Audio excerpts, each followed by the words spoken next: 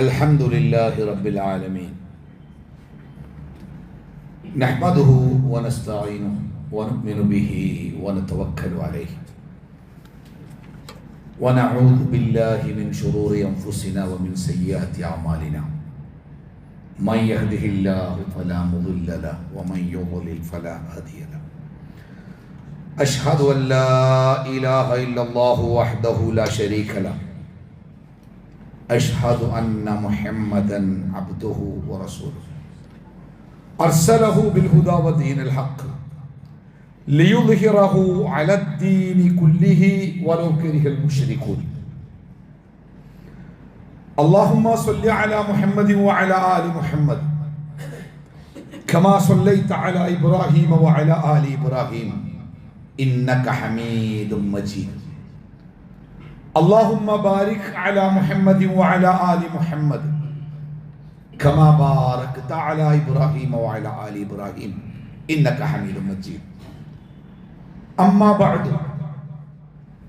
فإن خير الحديث كتاب الله وخير الهدي هدي محمد صلى الله عليه وسلم وشر الأمور محدثاتها وكل بدعة ضلالة وكل ضلالة في النار يا أيها الذين آمنوا اتقوا الله حق تقاته ولا تموتن إلا وأنتم مسلمون أعوذ بالله من الشيطان الرجيم بسم الله الرحمن الرحيم الله الذي خلقكم من ضعف ثم جعل من بعد ضعف قوة ثم جعل من بعد قوة ضعفا وشيبا يخلق ما يشاء وهو العليم القدير ബഹുമാന്യരായ സത്യവിശ്വാസികളെ വിശ്വാസിനികളെ സർവശക്തനായ അള്ളാഹുവിൻ്റെ നിയമങ്ങളും നിർദ്ദേശങ്ങളും വിധികളും വിലക്കുകളും ജീവിതത്തിലുടനീളം സൂക്ഷ്മതയോടുകൂടി കാത്തു സൂക്ഷിക്കണമെന്ന് സ്നേഹപൂർവം ഓർമ്മപ്പെടുത്തുകയാണ്. അള്ളാഹുവിൻ്റെ സ്വർഗാവകാശികളാകുന്ന മുത്തഖികളുടെ കൂട്ടത്തിൽ സർവശക്തൻ നമ്മെ ഏവരെയും ഉൾപ്പെടുത്തി അനുഗ്രഹിക്കുമാറാവട്ടെ. ഒക്ടോബർ 1 ലോകത്ത് വയോജന ദിനമായി ആചരിക്കുന്ന ഒരു ദിവസമാണ്. ഏതൊരു മനുഷ്യൻ്റെയും ജീവിതത്തിൽ ആയുസ് ദീർഘമായി കിട്ടിയാൽ ഓരോ മനുഷ്യനും തുറന്ന് വായിക്കേണ്ടി വരുന്ന അവൻ്റെ ജീവിത പുസ്തകത്തിലെ അവസാനത്തെ അധ്യായമാണ് വാർദ്ധക്യം.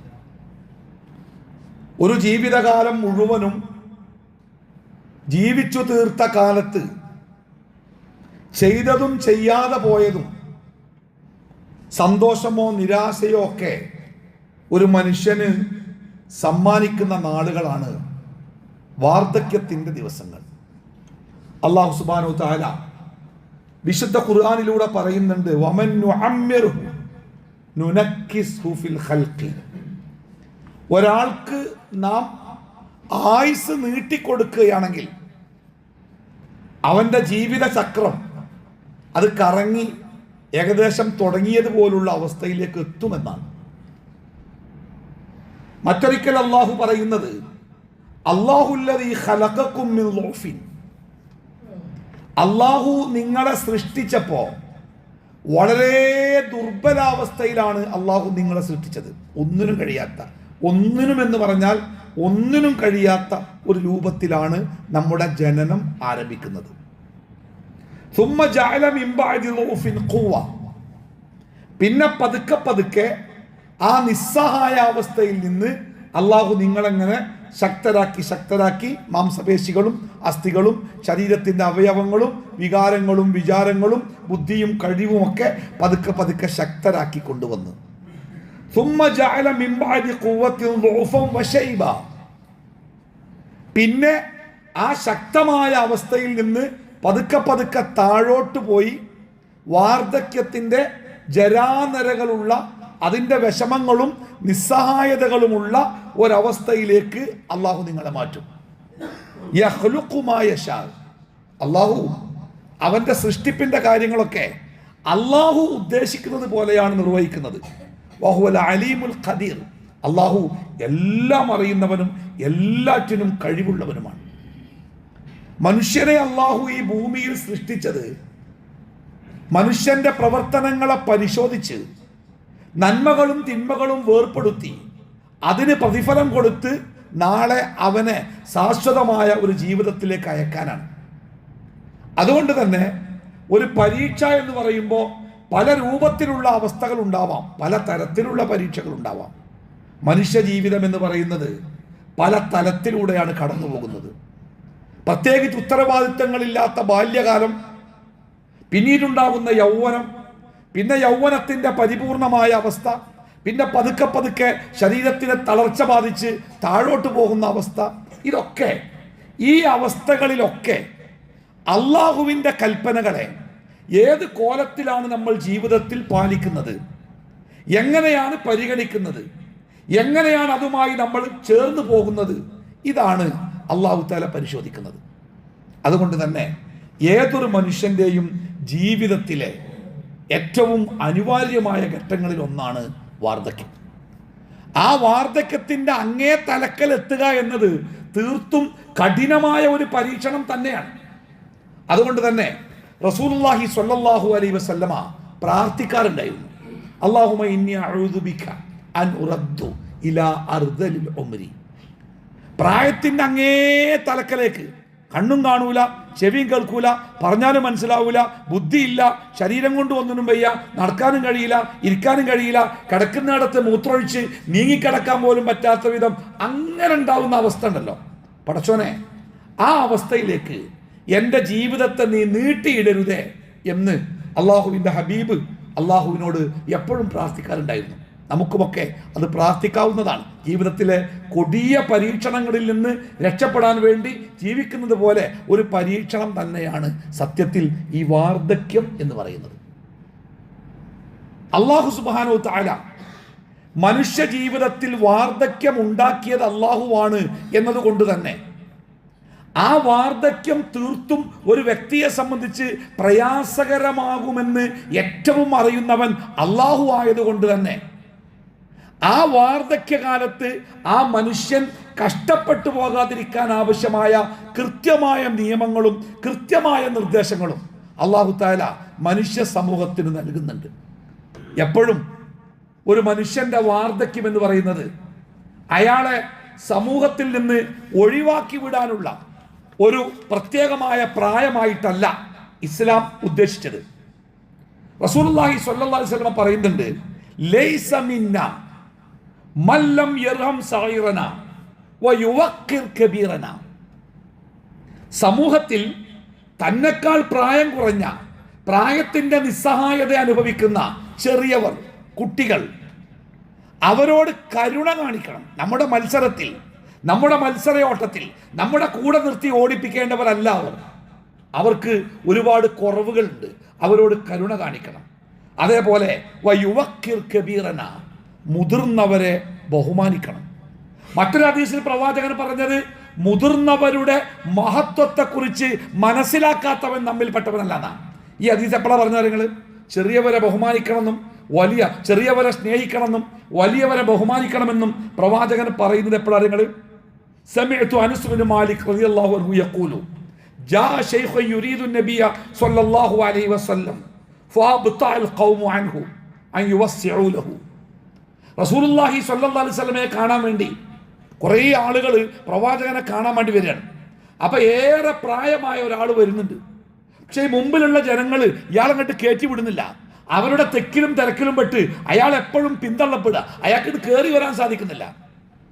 അപ്പോഴാ പ്രവാചകൻ പറഞ്ഞത്, നിങ്ങളുടെ കൂട്ടത്തിൽ പ്രായം കൊണ്ട് മുതിർന്ന ആളുകളെ അവരെ ബഹുമാനിക്കുക എന്നത് നിങ്ങളുടെ ദീനിന്റെ ഭാഗമാണ്, നമ്മുടെ ഔദാര്യമല്ല.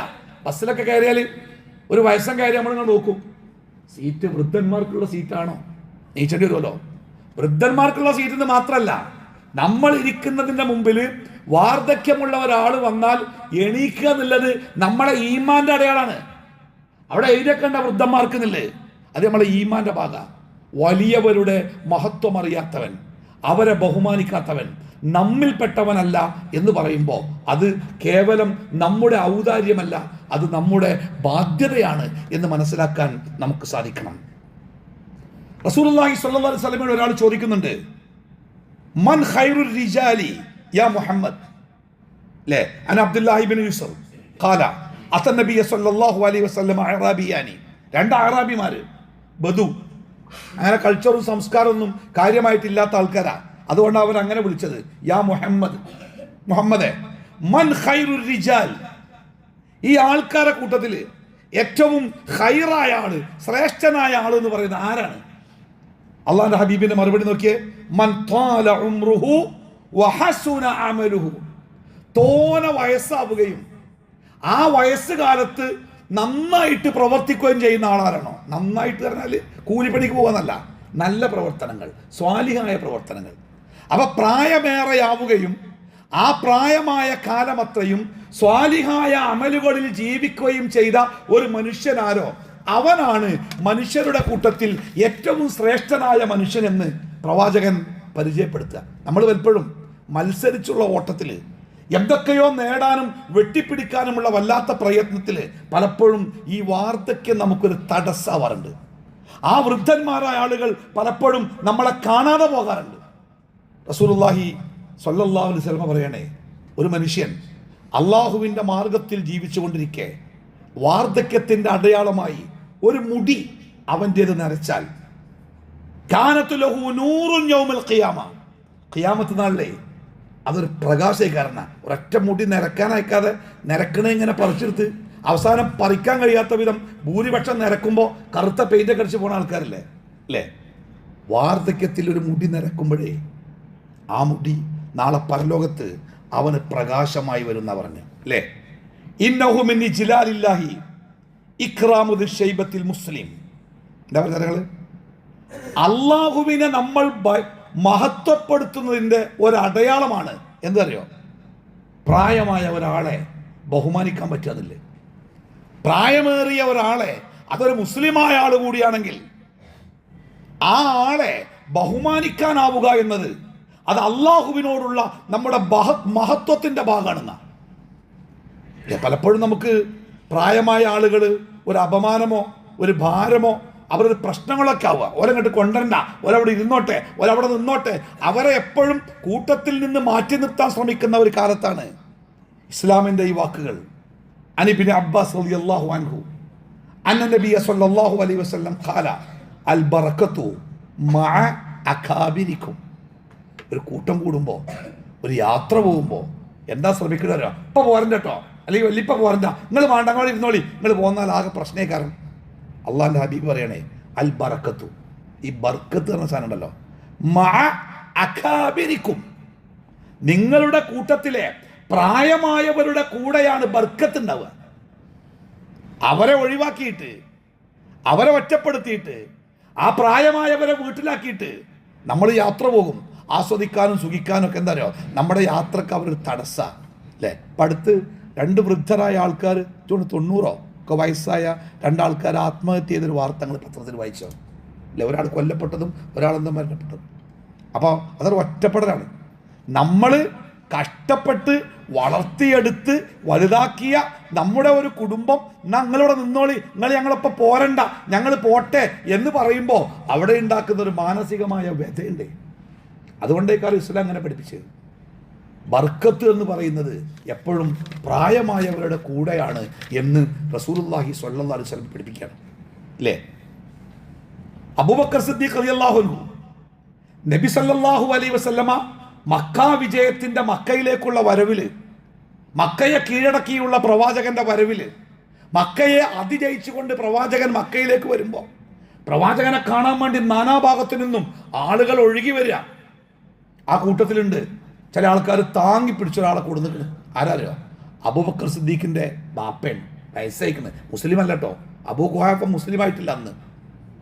അദ്ദേഹത്തെ ആരോ താങ്ങി പിടിച്ച്, അബൂബക്കർ സിദ്ദീഖിൻ്റെ ബാപ്പയാണ്, നിങ്ങളെ കാണാൻ വേണ്ടി വന്നാണെന്ന് പറഞ്ഞ് വന്നപ്പോൾ റസൂല് പറഞ്ഞു, എന്തിനെ നിങ്ങൾ ഇയാളെ കഷ്ടപ്പെടുത്തിയത്? ഞാൻ അങ്ങോട്ട് പോകൂലേ, ഞാൻ അവിടെ പോയി കാണാലോ, നിങ്ങൾ എന്തിനാ ഇദ്ദേഹത്തെ പ്രശ്നപ്പെടുത്തി കഷ്ടപ്പെടുത്തി ഇങ്ങോട്ട് കൊടുന്നത്?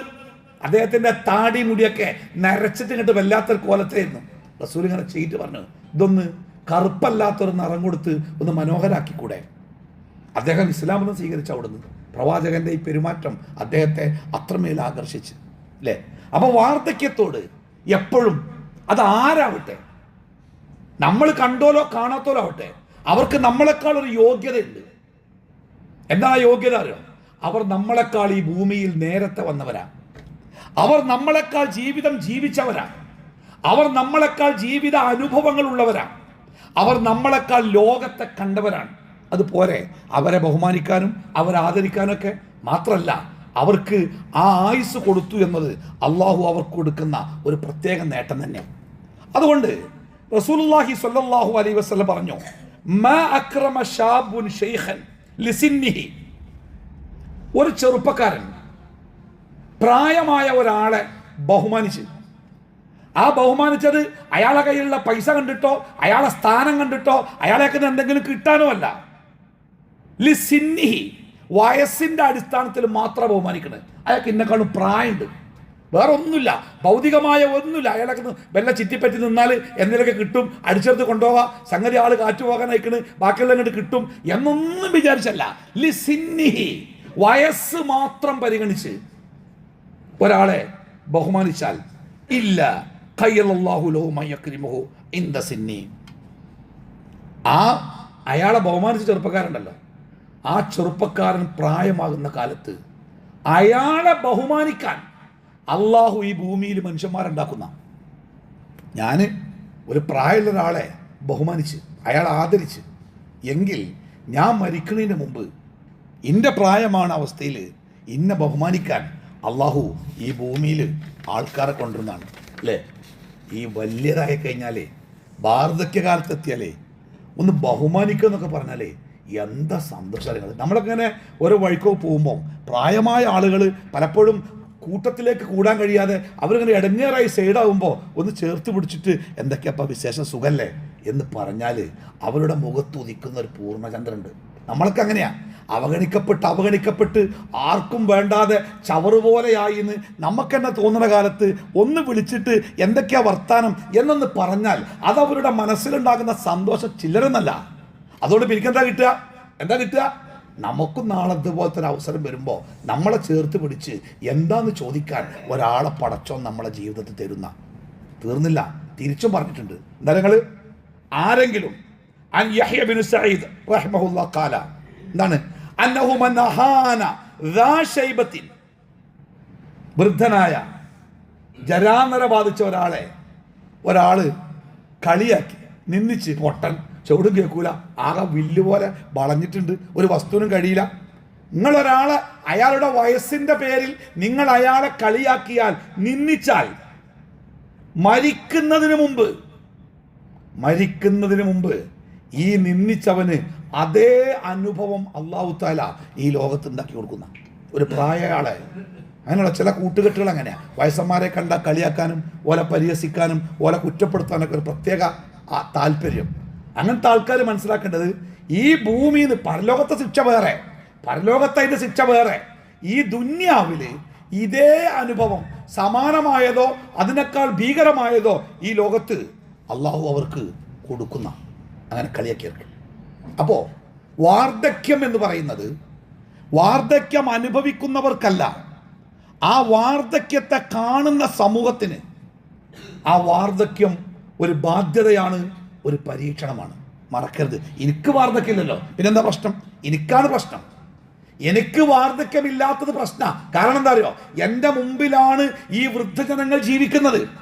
അവരോടുള്ള കടമകളും അവരോടുള്ള കടപ്പാടുകളും അത് നിർവഹിക്കൽ എൻ്റെ ഔദാര്യമല്ല, അതെൻ്റെ ബാധ്യതയാണ്. എങ്ങനെയാണ് നമ്മൾ നിർവഹിക്കേണ്ടത്?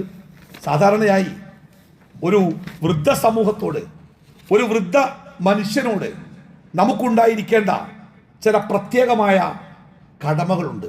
ഒന്നാമത്തേത് വൈകാരികമായ അവരുടെ പിന്തുണയാണ്. അവർക്ക് വേണ്ട പിന്തുണ.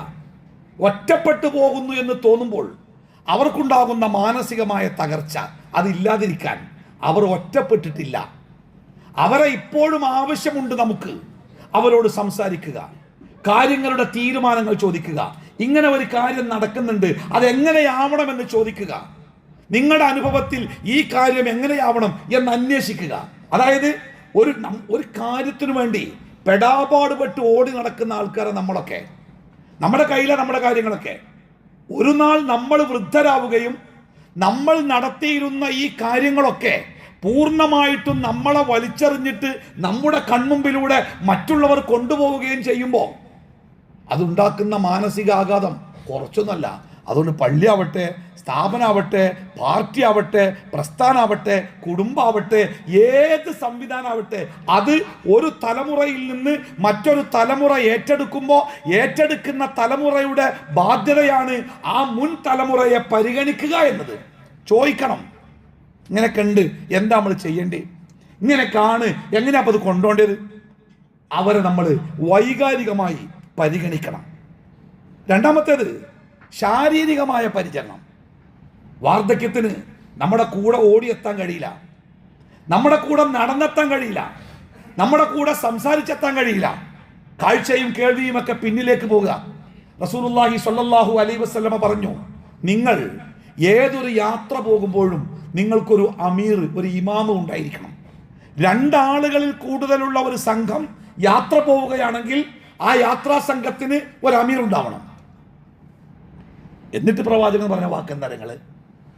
ആ സംഘത്തിലെ ഏറ്റവും ദുർബലനായ ആള് ആരാണോ അയാളെയാണ് ആ അമീർ പരിഗണിക്കേണ്ടത്.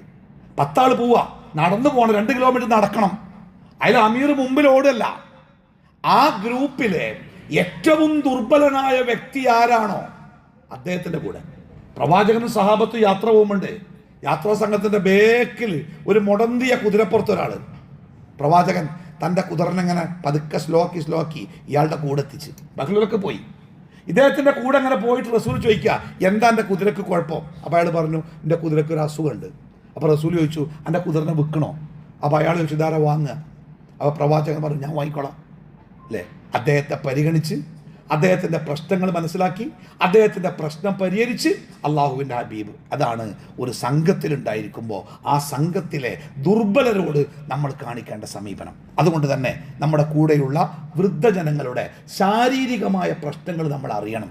വേദനകൾ നമുക്കറിയില്ല. ഇപ്പോൾ വീട്ടിൽ നിന്നൊക്കെ വാപ്പ പറയാം, പെട്ടെന്ന് മുട്ടുകാലൊരു വേദന എന്നാ, അപ്പം ഉമ്മ പറയും വലിയ മോനോട്, അനക്കൊന്ന് കൊണ്ടേക്കൂടാ വാപ്പാൻ ആശുപത്രിയിൽ, ഉമ്മ എനിക്ക് ഒഴിവില്ല, ഒരു മീറ്റിംഗ് ഉണ്ട്. ഓ മറ്റവനോട്, എനിക്ക് പോയിക്കൂടെ, ആശുപത്രിൻ്റെ അടുത്തല്ലേ, എനിക്ക് പറ്റൂല, എനിക്ക് ഓവർ ടൈം ഉണ്ട്. അപ്പോൾ ചെറിയവനോട്, എന്നാ ഇതൊന്ന് കൊണ്ടുപോകുക. ഇതൊക്കെ കേട്ടൊരു മനുഷ്യൻ പെരിയിൽ ഇങ്ങനെ കുത്തിരിക്കണേ, വേദനയും സഹിച്ചിട്ടേ. ഈ മീറ്റിങ്ങിന് പോകാനും ഈ വലിയതാകുവാനൊക്കെ ഇവർക്ക് വേണ്ടി കഷ്ടപ്പെട്ട് ഓടീൻ്റെ ഫല ഈ മുട്ടുവേദന. ഇന്നാ മുട്ടുവേദന ഉണ്ടായിട്ട് അത് എപ്പോഴൊന്നും പറയില്ല, കഠിനമാവുമ്പോഴാ പറയാ. എന്നാ പറയുമ്പോൾ എന്നാ പെട്ടെന്ന് കൊണ്ടുപോകുക, ബാപ്പ വേദനിച്ചിരിക്കുകയാണല്ലോ. ഇല്ല, അത് ശ്രദ്ധിക്കൂല. നമ്മൾ അവരുടെ പ്രയാസങ്ങളെ മനസ്സിലാക്കും. അവരുടെ ശാരീരിക അവസ്ഥ, അവരുടെ മാനസികാവസ്ഥ, അവർ അനുഭവിക്കുന്ന പ്രതിസന്ധി, അത് നമ്മൾ മനസ്സിലാക്കണം. എന്നിട്ട് നമ്മൾ ചെയ്യണം. വേദന ഉണ്ട് പറഞ്ഞാൽ എന്നാൽ കാര്യം ചെയ്യുക, ഞാൻ വൈകുന്നേരം വരുമ്പോൾ കൊണ്ടുപോകാം. വൈകുന്നേരം വരെ ഈ വേദനയും സഹിച്ച് ഇരിക്കേണ്ടി വരുന്ന ആ ഒരു മനുഷ്യൻ്റെ മാനസികാവസ്ഥ നോക്കണി. ഒരു ഗുളിക കുടിച്ചിക്കണമെങ്കിൽ എന്നാൽ കുറച്ച് കഴിഞ്ഞാൽ വേദന മാറിക്കോളുന്നതിൽ വെക്കാം. ഇത് അതിനും ചാൻസ് ഇല്ലേ, ഒന്നും കൊടുത്തിട്ടില്ല, ഞാൻ വൈകുന്നേരം വന്നിട്ട് കൊണ്ടേക്കോളട്ടോ എന്ന് പറയുമ്പോൾ ആ വൈകുന്നേരം വരെ ഇരിക്കേണ്ടി വരുന്ന ഒരു മനുഷ്യൻ്റെ ദയനീയാവസ്ഥ നോക്കണികൾ. അപ്പോൾ വാർദ്ധക്യത്തിൻ്റെ ശാരീരിക പ്രശ്നങ്ങളെ നമ്മൾ മനസ്സിലാക്കണം. മറ്റൊന്ന്, അവർക്ക് സാമൂഹികമായ ബഹുമാനം കൊടുക്കണം. സാമൂഹികമായിട്ട് നമ്മളിരിക്കുന്ന സദസ്സിലേക്ക് ഒരു പ്രായമായ ആൾ വരുമ്പോൾ അയാളെ ബഹുമാനിക്കാൻ നമുക്ക് പറ്റണം. സംസാരങ്ങളിൽ, പെരുമാറ്റങ്ങളിൽ, സ്ഥാനമാനങ്ങൾ കൊടുക്കുന്നിടത്തൊക്കെ അവരെ ബഹുമാനിക്കണം. ഒരാൾ വധിക്കപ്പെട്ടു. അപ്പോൾ അയാളുടെ വധവുമായി ബന്ധപ്പെട്ട് പ്രവാചകനോട് അതിൻ്റെ നിജസ്ഥിതി പറയാൻ വേണ്ടി ചില ആളുകൾ പ്രവാചകൻ്റെ മുമ്പിൽ വരികയാണ്. അപ്പോൾ ആ കൂട്ടത്തിൽ ഏറ്റവും ഒരു ആക്റ്റീവ് എന്ന് തോന്നിക്കുന്ന ഒരാൾ ചാടിക്കയറി മുമ്പിൽ വന്നുകൊണ്ട് ആ കാര്യങ്ങൾ പറയാൻ തുടങ്ങിയപ്പോൾ റസൂൽ പറഞ്ഞു, നിൽക്കി നിങ്ങളെ കൂട്ടത്തിൽ പ്രായമുള്ള ആൾക്കാർ പറയട്ടെ. പണ്ട് നമ്മൾ ആൾക്കാർ പറഞ്ഞിനി അല്ലേ, വലിയ ആൾക്കാർ പറയട്ടെ, പ്രായമുള്ളവർ പറയട്ടെ, അതൊരു പരിഗണന. ഇപ്പോൾ ഒരു 10 ആൾക്കാർ നമ്മളെ മുമ്പൊക്കെ ഒരു കാര്യം പറയാൻ വരുമ്പോൾ നമ്മളതാ നിങ്ങളാരാ പ്രായം നിങ്ങൾ പറയും, എന്താ സംഭവം, അതയാൾക്കൊരു പരിഗണന, അതയാൾക്കൊരു സ്ഥാനം.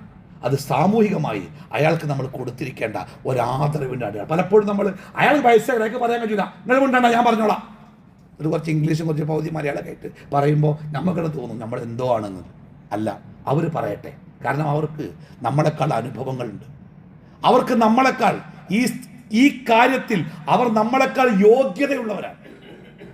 അപ്പം അത് നമ്മൾ അവർക്ക് അനുവദിച്ചേ കൊടുത്തേ പറ്റൂ. ശാരീരികമായ പ്രയാസങ്ങൾ, അതേപോലെ തന്നെ ആത്മീയ പിന്തുണ. അതെന്താ ആത്മീയ പിന്തുണ? ഈ പ്രായമായി കഴിഞ്ഞാലേ പലപ്പോഴും ഒറ്റപ്പെട്ടു പോകുന്ന സമയത്ത് ഈ ആളുകൾക്ക് കൂടുതൽ ആത്മീയമായ ചിന്തകളുണ്ടാവും. വേറെ ഒന്നുമില്ല, ഈ ഒരു 70-80 വയസ്സൊക്കെ ആകുമ്പോഴേ, അല്ലെങ്കിൽ 80-90 കടക്കുമ്പോഴേ നമ്മുടെ ജീവിതം നമ്മളെ പഠിപ്പിക്കുന്ന ചില കാര്യങ്ങളുണ്ട്. എന്തിനായിരുന്നു ഞാൻ ഈ കഷ്ടപ്പെട്ട അധ്വാനിച്ചൊക്കെ? ഞാൻ സ്നേഹിക്കുന്നു, എന്നെ സ്നേഹിക്കുന്നു എന്ന് ഞാൻ വിചാരിച്ച ആ സ്നേഹങ്ങളൊക്കെ എവിടെ? ഞാൻ കഷ്ടപ്പെട്ട് പട്ടിണി കിടന്ന് ഞാൻ പോറ്റി വളർത്തിയ എൻ്റെ മക്കള്, പേരമക്കള്, അവരൊക്കെ ഇപ്പം എനിക്ക് കിട്ടുന്നുണ്ടോ? ഞാനിങ്ങനെ കഷ്ടപ്പെട്ട് പട്ടിണി കിടന്ന് രാത്രി ഉറങ്ങാതെ പകല് വിശ്രമമില്ലാതെ അധ്വാനിച്ചിട്ട് ഞാൻ ഉണ്ടാക്കിയതിൻ്റെ എന്തെങ്കിലും ഫലം എനിക്ക് എവിടെയെങ്കിലും അനുഭവിക്കാൻ പറ്റുന്നുണ്ടോ എന്നൊക്കെ ആലോചിക്കുന്ന ഒരു പ്രായം നമുക്ക് വരും. ഇന്ന് നമ്മൾ ഒന്ന് നോക്കും, ഒറ്റോട്ട എങ്ങനെയും വെട്ടിപ്പിടിച്ചിട്ട് കുറേ ഉണ്ടാക്കിയിട്ട് ആർക്കൊക്കെയോ വേണ്ടി ഉണ്ടാക്കി വെക്കാൻ വേണ്ടി നെട്ടോട്ടോടിയിട്ട് അന്ന് നമുക്ക് തോന്നും അങ്ങനെയൊന്നും ജീവിക്കേണ്ടിയില്ലേ. എന്താ ഇപ്പം അതുകൊണ്ട് കാര്യം കിട്ടിയത്? ആർക്കാ അതുകൊണ്ട് കാര്യം കിട്ടിയത്? കുറച്ചൊക്കെ എനിക്കും അനുഭവിക്കാനി, കുറച്ചൊക്കെ എനിക്കും ജീവിക്കാനി, അവിടെയൊക്കെ ഒന്ന് പോകാനി, ഇതൊക്കെ ഒന്ന് ചെയ്യാനി. ഒരു 10-20 വയസ്സൊക്കെ ആകുമ്പോൾ ഹജ്ജിന് പോകാൻ ആഗ്രഹിച്ചിട്ടേ ഒരു 10 സെന്റ് സ്ഥലം വിറ്റാൽ ഹജ്ജിന് പോകാം. പക്ഷെ മക്കൾ വിൽക്കാൻ അയക്കണില്ല. ആ ബാപ്പ കരഞ്ഞുകൊണ്ടാണ് സംസാരിക്കണേ. എന്താ മൗലവി, ഞാൻ ആ സ്ഥലമൊക്കെ വാങ്ങിയത് എങ്ങനെ നിങ്ങൾക്കറിയും? 10 സെന്റ് സ്ഥലം വിറ്റിട്ട് ഞാൻ പൊയ്ക്കോളാന്ന് പറഞ്ഞിട്ട് വിൽക്കാൻ അയക്കണില്ല. അയാൾ അധ്വാനിച്ചുണ്ടാക്കിയ സ്വത്താ അല്ലേ? അപ്പോൾ അങ്ങനെ തോന്നും, എന്തിനേന് ഇതൊക്കെ, ആർക്കും വേണ്ടിയാണ് ഇതൊക്കെ. അത്തരം സന്ദർഭങ്ങളിൽ ഈ മനുഷ്യന്മാർ പൊതുവെ ആത്മീയതയിലേക്ക് ഇങ്ങോട്ട് മാറും. ഞാൻ ആരോടും പറയല്ല, ഇനി പടച്ചോ മാത്രമേ എൻ്റെ മുമ്പിലുള്ളൂ, അതൊരു തിരിച്ചറിവാ. ഇനി എൻ്റെ മുമ്പിൽ പടച്ചോരേ ഉള്ളൂ. അതുകൊണ്ട് തന്നെ ഈ വാർദ്ധക്യത്തിൻ്റെ പ്രത്യേക ദിശയിലേക്ക് മാറ്റപ്പെട്ട ആളുകൾക്ക് ആത്മീയമായ ഒരു പിന്തുണ, അവർക്ക് പ്രാർത്ഥിക്കാൻ, അവർക്ക് പള്ളിയിൽ വരാൻ, അവർക്ക് നല്ലത് കേൾക്കാൻ, നല്ലത് കേൾപ്പിക്കാൻ, നല്ല കാര്യങ്ങൾ സംസാരിക്കാൻ, അവരുടെ മുമ്പിൽ നിന്ന് അവർക്ക് വേണ്ടി പ്രാർത്ഥിക്കാൻ, അവർ ബഹുമാനിക്കുന്ന ആളുകളുമായി അവരെ കൂട്ടിമുട്ടിക്കുക. നാട്ടിൽ ചിലപ്പോൾ ഒരു വലിയ പണ്ഡിതനൊക്കെ ഉണ്ടെങ്കിൽ ചിലപ്പോൾ നമ്മളെ വാപ്പാക്ക് ഭയങ്കര ഇഷ്ടേക്കാരം ആ പണ്ഡിതനെ കാണാൻ, കൊണ്ടുപോകണം, കാണിച്ചു കൊടുക്കണം, അവർ സംസാരിക്കട്ടെ, പ്രാർത്ഥിക്കട്ടെ. ഒന്ന് പള്ളിക്ക് വേണം, ഞാനടാ എൻ്റെ അപ്പം പള്ളിക്കൊന്ന് പോരട്ടെ എന്ന് ബാപ്പ പറയുമ്പോഴേ വേണ്ട വെയ്ക്കൂല, അല്ല ഇവിടെ നിസ്കരിച്ചോളി, എളുപ്പാ. പക്ഷെ നാളെ അത് പറയാൻ ബാപ്പ അല്ലാതെ വരുമ്പോൾ അപ്പോഴാണ് സങ്കടമുണ്ട്.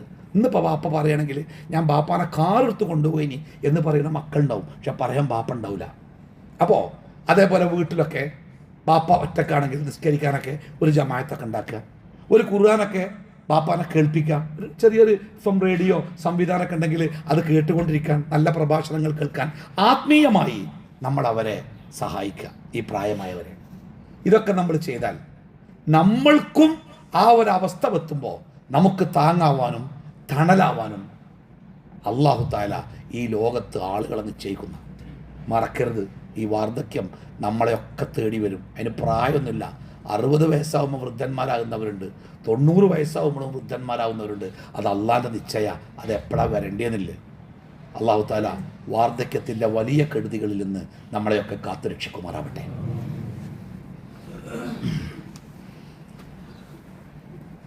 അൽഹംദുലില്ലാഹി റബ്ബിൽ ആലമീൻ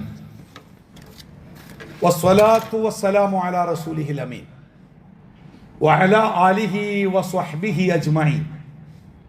അമ്മാ ബഅദു അയ്യുഹന്നാസ് ഇത്തഖുല്ലാഹ്. അള്ളാഹുവിൻ്റെ വിധിവിലക്കുകൾ സൂക്ഷിച്ചു ജീവിക്കണമെന്ന് ഒന്നുകൂടി ഓർമ്മപ്പെടുത്തുകയാണ്. നമ്മൾ ഈ വെള്ളിയാഴ്ച ജുമാക്ക് വന്നാലേ ഉറങ്ങുന്നത് ഒഴിവാക്കണം. ഉറങ്ങിക്കഴിഞ്ഞാൽ പിന്നെ നിസ്കരിക്കണമെങ്കിൽ നമ്മൾ ഒതു എടുക്കണം. അപ്പോൾ നമ്മുടെ അടുത്തൊക്കെ ഉറങ്ങുന്ന ആൾക്കാരുണ്ടെങ്കിൽ സ്നേഹപൂർവ്വം ഒന്ന് കൊട്ടി ഉണർത്താം, നല്ലതാണ്. അതൊരു നസീഹത്താണ്. പ്രത്യേകിച്ച് ഈ കസേരയിലൊക്കെ ഇരിക്കുമ്പോഴേ ഉറക്കം സ്വാഭാവികമാണ്. AC കൂടിയൊക്കെ ആകുമ്പോൾ പിന്നെ പറയാനും വയ്യല്ലോ, സംഭവിച്ചേക്കാം. പ്രത്യേകിച്ച് പ്രായത്തിൻ്റെ പ്രയാസങ്ങളും ഒരിത്തിരി ഷുഗറൊക്കെ ഉണ്ടെങ്കിൽ അറിയാതെ കണ്ണ് വീഴും. അപ്പോൾ കൂടെ ഇരിക്കുന്ന ആളുകൾ അത്തരം ആളുകളെയൊക്കെ ഒന്ന് ഉണർത്താൻ ശ്രദ്ധിക്കണം. ഈ വാർദ്ധക്യത്തിലെത്തിയ ആളുകൾ ലോകത്ത് ഒറ്റപ്പെടാതിരിക്കാൻ അല്ലാഹു തആല നിശ്ചയിച്ച ഏറ്റവും പ്രധാനപ്പെട്ട ബാധ്യതയാണ് ആ വ്യക്തിയെ അവൻ്റെ മക്കൾ ഏത് രൂപത്തിലാണ് സംരക്ഷിക്കേണ്ടത് എന്നത്. അല്ലാഹു തആല കൽപ്പിച്ചതുപോലെ മക്കൾ വാർദ്ധക്യത്തിലെത്തിയ അവനവൻ്റെ രക്ഷിതാക്കളെ അവർ സംരക്ഷിക്കാൻ ഒരുങ്ങിയാൽ ലോകത്ത് വാർദ്ധക്യത്തിൻ്റെ പേരിൽ ഒരാളും അവശത അനുഭവിക്കൂല. സത്യമായിട്ടും സമ്പന്നമായ യൂറോപ്യൻ രാജ്യങ്ങൾ പോലും വൃദ്ധന്മാർക്ക് ദയാവധം നിയമപരമായി നടപ്പിലാക്കാനുള്ള ശ്രമത്തിലാണ്. എന്താ ദയാവധം? പ്രായമായവരെ മരുന്ന് കുത്തിവെച്ച് കൊല്ലുക. ഓലെ നോക്കാൻ നമ്മുടെ ആളില്ല, ഓലെ കൊണ്ട് ശല്യമാണ്, ആണ് പോയിക്കോട്ടെ എന്ന് വിചാരിച്ച് കൊല്ലാനുള്ള ദയാവധം പല സമ്പന്ന രാജ്യങ്ങളും നടപ്പാക്കി കഴിഞ്ഞത് ഈ ധാർമ്മികത ഇല്ലാത്തത് കൊണ്ടാണ്. എങ്ങനെയാവണം ഈ വൃദ്ധജനങ്ങളോടുള്ള നമ്മുടെ പെരുമാറ്റം എന്ന് പഠിപ്പിക്കുന്നിടത്ത് അല്ലാഹു തആല നിർദ്ദേശിക്കുന്ന ആ 2-3 കാര്യങ്ങൾ മാത്രം മതി.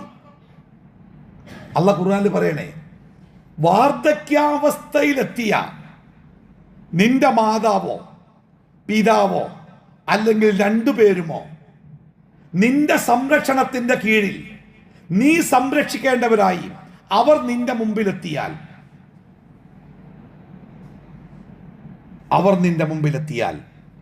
എന്താ ബാക്കി? നീ അവരോട്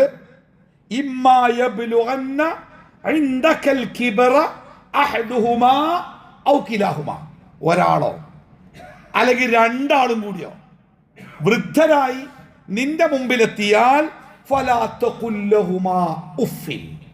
ഒന്ന തന്നെ വാർദ്ധക്യത്തിന് തീരെ സഹിക്കാൻ കഴിയാത്ത ഒന്നാമത്തെ കാര്യം അതാ, പ്രിയപ്പെട്ടവരുടെ വെറുപ്പിന്റെ വാക്ക്. ഇനി മൂത്രമൊഴിച്ചോ, എത്ര നേരം നിങ്ങൾ ഇപ്പോഴും മാറ്റിയിട്ടുള്ളൂ, ഒരു കഷ്ണം പിന്നെയും മൂത്രമൊഴിക്കുക എന്ന് രണ്ടാമത് മൂത്രമൊഴിച്ച ബാപ്പാനോട് പറയുമ്പോൾ നിങ്ങൾക്കറിയോ, ആ ബാപ്പ നമ്മൾ ജീവിച്ചിരിക്കുന്ന കാലത്ത് നമ്മൾ മുറ്റത്ത് ഇരിക്കുന്നുണ്ടെങ്കിൽ പറമ്പിൽ മൂത്രമൊഴിക്കൂല, അപ്പുറത്ത് പോകും. അത്ര കുറവേ ഇനി ബാപ്പാക്ക് മക്കളെ മുമ്പിലൊക്കെ ഒന്ന് ഇരുന്ന് മൂത്രമൊഴിക്കണം. ആ ബാപ്പ ഈ മക്കളെ മുമ്പിൽ വിരിപ്പിൽ മൂത്രമൊഴിക്കുന്നുണ്ടെങ്കിൽ ആ നിസ്സഹായതൻ്റെ വലിപ്പങ്ങളൊന്നും നോക്കാൻ, ഒരു ഇത്തിരി കഴിവുണ്ടെങ്കിൽ, ഒരു ഇത്തിരി സാധിക്കെങ്കിൽ ചെയ്യുമോ? എന്നിട്ട് അവിടെ നമ്മൾ പറയണം എപ്പോഴല്ലേ മാറ്റിയിട്ടുള്ളൂ, പിന്നെ ഇനിയും മാറ്റാൻ ഇതന്നെ ഒരു പണി അല്ലേ? വലാത്ത കുല്ലഹുമാ ഉഫിൻ. അതന്നെ വാർദ്ധക്യത്തോട് ഒരിക്കലും അവർ നമുക്കൊരു ഭാരമാകുന്നുണ്ട് എന്ന് അവരെ ബോധിപ്പിക്കുന്ന വെറുപ്പിൻ്റെ ഒരു സംസാരം അവരോടുണ്ടാകരുത്. അതന്നെ, അത് മാത്രം ഒഴിവാക്കിയാൽ ഈ ലോകത്തിലെ വാർദ്ധക്യം എത്ര സന്തോഷിക്കുന്ന നിങ്ങൾ. പലപ്പോഴും വാർദ്ധക്യം കരഞ്ഞത് അവർ 90 വയസ്സായിട്ടും 90 കൊല്ലം ലോകത്തിലെ സകലമാന പ്രക്ഷുബ്ധ രംഗങ്ങളോടും പൊരുതി ജീവിച്ചിട്ട് അവസാനം 90-ാം വയസ്സിൽ സാരിത്തരപ്പിൽ ജീവൻ ഒടുക്കുന്നത് എന്തുകൊണ്ടാണ് നിങ്ങൾ? പ്രിയപ്പെട്ടവരുടെ അവഗണന സഹിക്കാനായിട്ടാണ് അല്ലേ? അതുകൊണ്ടാവലാത്ത കൊല്ലഹുമാ ഉഫിൻ്റെ പറഞ്ഞ് വെറുപ്പ്. നമുക്ക് അവർ ഒരു ഭാരമാണ്, നമ്മളെ കൊണ്ട് അവർക്ക് ശല്യം ഉണ്ടാവുന്നുണ്ടെന്ന് അവർക്ക് അറിയേ ചെയ്യരുത്. അതാണ് വലാത്ത കൊല്ലഹുമാ ഉഫിൻ.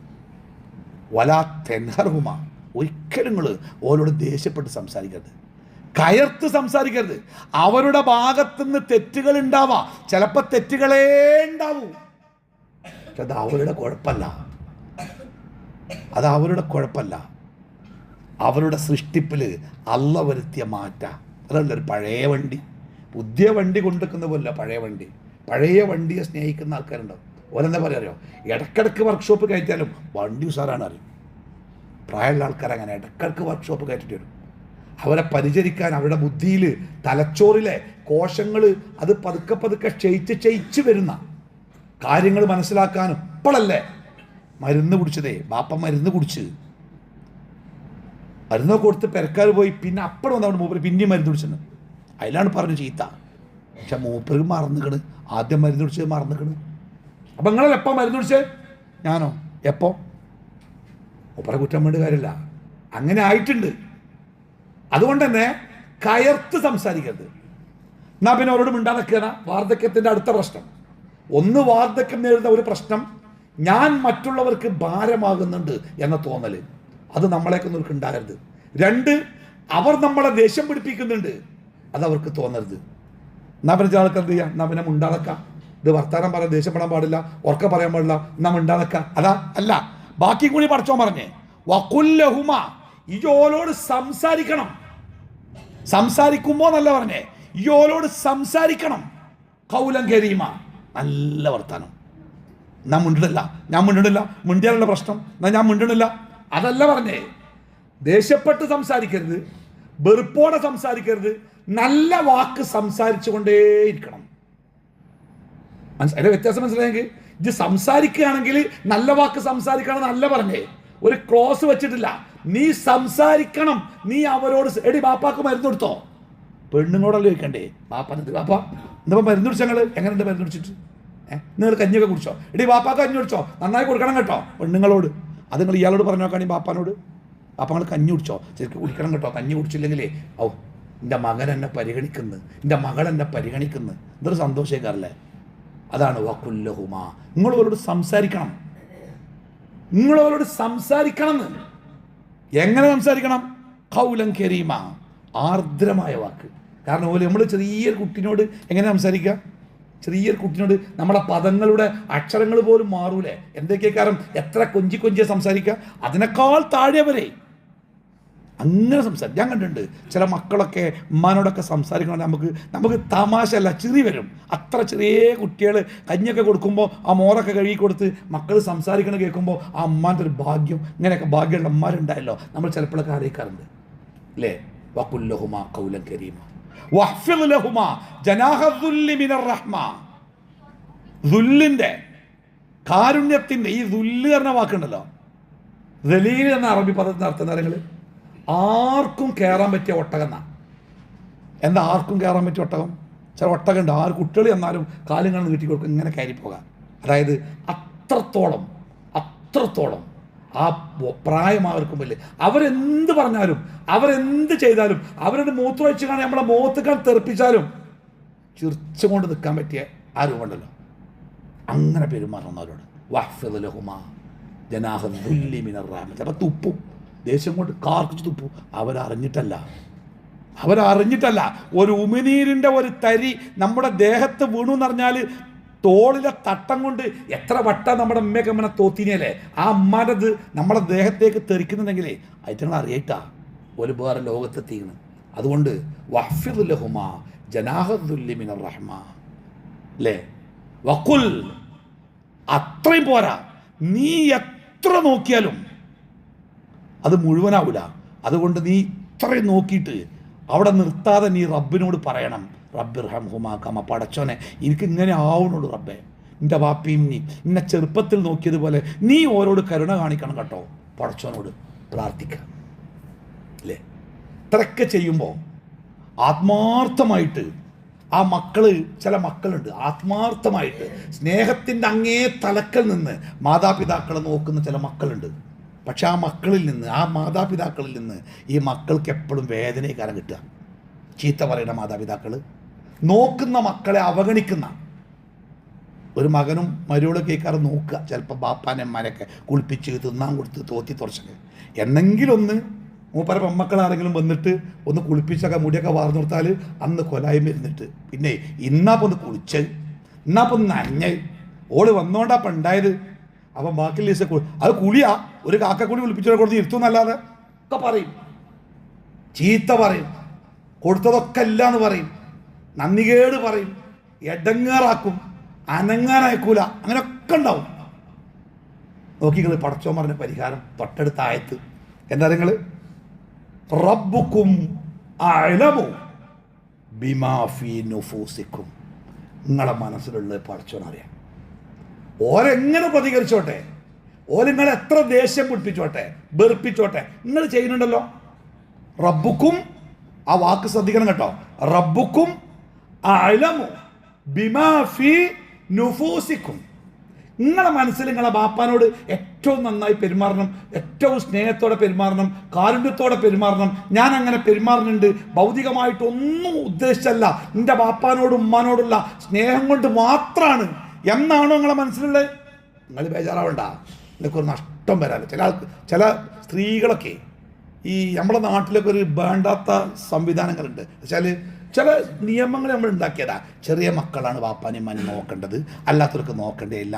പെമ്മക്കളാണെങ്കിൽ അവനാൻ്റെ വാപ്പാനും മാനി നോക്കണ്ട, കെട്ടിയോൻ്റെ വാപ്പാനും മാനി നോക്കിയാൽ മതി എന്നൊക്കെ പറഞ്ഞുകൊണ്ട് ചില എന്തൊക്കെയോ തിയറികൾ സമൂഹത്തിൽ ഇങ്ങോട്ട് അവതരിപ്പിച്ചേക്കാം. എന്നിട്ട് നോക്കേണ്ടത് ഓല ബാധ്യതയാണ്. പിന്നെ ഓല് നോക്കുന്നുണ്ടോ അതിന് മാർക്കിടാൻ, അതിൻ്റെ നിലവാരം നോക്കാൻ, അതിൻ്റെ കുറവ് കണ്ടുപിടിച്ചാനായിട്ട് കുറേ ആൾക്കാർ. ഞാൻ ഒരു ക്ലാസ്സിലേക്ക് എടുത്തപ്പോൾ ഒരു സ്ത്രീ പറഞ്ഞ്, എൻ്റെ ഭർത്താവിൻ്റെ വാപ്പാനും ഇമ്മാനും നോക്കാൻ എനിക്കൊരു മടിയില്ല, ഞാൻ നോക്കും.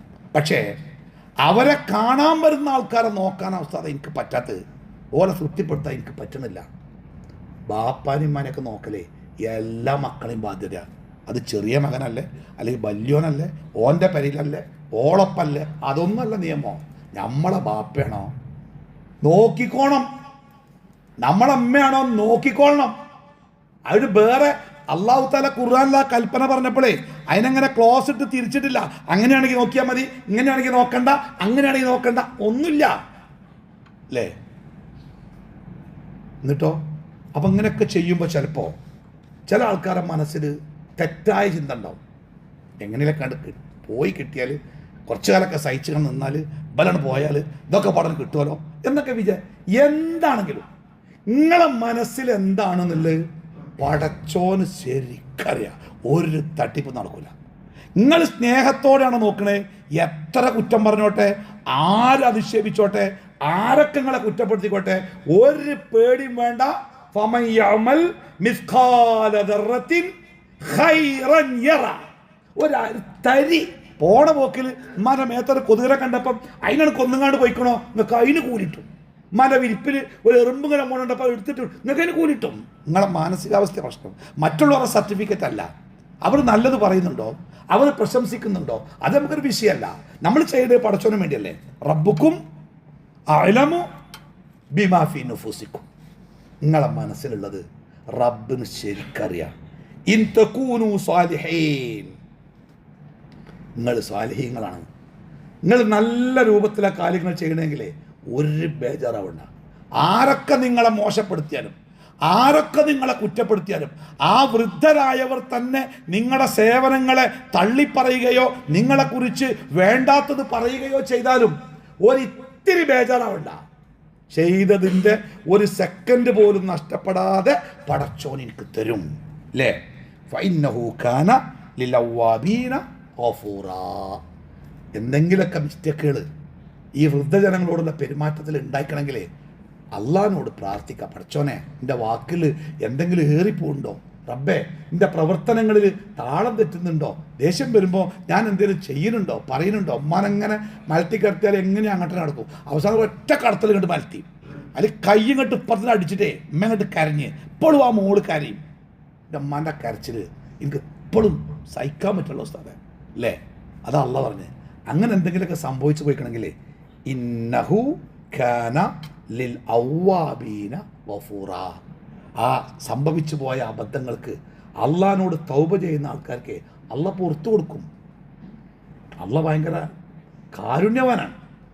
അപ്പോൾ വാർദ്ധക്യം എന്ന് പറയുന്നത് വൃദ്ധന്മാർക്ക് എന്തോരം ബാധ്യതയാണോ അതിനേക്കാൾ ബാധ്യതയാണ് അല്ലാത്തവർക്ക്.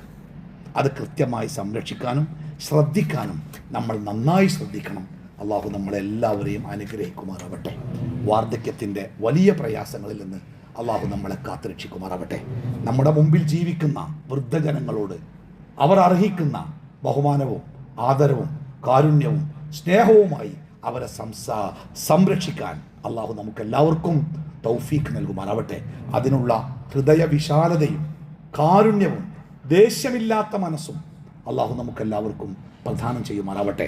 ഈ വൃദ്ധരായ ആളുകളോട് പെരുമാറേണ്ടി വരുമ്പോൾ നമ്മുടെ ദേശത്തെയും മനസ്സിനെയും ഒക്കെ പിടിച്ചു നിർത്താനുള്ള കഴിവ് അള്ളാഹു നമുക്ക് പ്രദാനം ചെയ്യുമാറാവട്ടെ. വലിയ വാർദ്ധക്യത്തിൻ്റെ പ്രയാസങ്ങളിൽ നിന്ന് അള്ളാഹു നമ്മളെ കാത്തുരക്ഷിക്കുമാറാവട്ടെ. വൃദ്ധന്മാരെ അപമാനിച്ചതിൻ്റെ പേരിൽ ദുന്യാവിലും നാളെ പരലോകത്തും അള്ളാഹുവിൻ്റെ ശിക്ഷയിൽ നിന്ന് അള്ളാഹു നമ്മളെല്ലാവരെയും കാത്തുരക്ഷിക്കുമാറാവട്ടെ. അള്ളാഹു മഗ്ഫിർ ലിൽ മുഅ്മിനീന വൽ മുഅ്മിനാത്ത് വൽ മുസ്ലിമീന വൽ മുസ്ലിമാത്ത് വൽ അഹ്യാഇ മിൻകും വൽ അംവാത്ത് ഇന്നക മുജീബുദ് ദഅവതി യാ ഖാദിയൽ ഹജാത്ത് اللهم تقبل منا إنك أنت السميع العليم وتب علينا إنك أنت التواب الرحيم واغفر لنا يا غافر المذنبين